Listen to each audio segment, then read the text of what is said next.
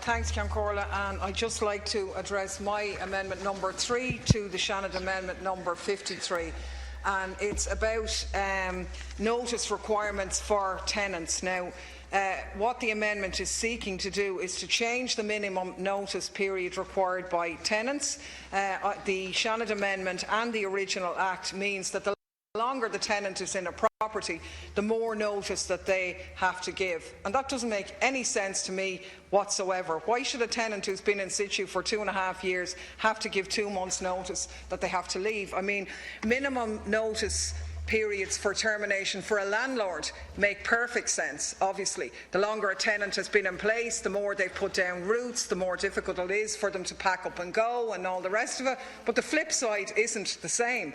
A landlord's running a business. Finding a new tenant isn't going to be any more difficult for them just because a tenant has been in the property for 2 years or 3 years. It actually makes sense that in all cases, the minimum notice period that a tenant should have to give to a landlord is 28 days. That should be more than enough time for a landlord to seek out new tenants, to get his or her affairs in order. 28 days is plenty for that. Now, demanding long notice periods from tenants actually prevents the type of mobility that is an advantage in people renting in the first place. I mean, you know, at the end of their tenancy, they don't own an asset, but the sort of quid pro quo for that is that they have a certain flexibility in their living arrangements, and they can move with relative ease, which is one of the reasons why some people choose to rent in any case, and that's something that we should be encouraging. Another issue that I think the Minister should consider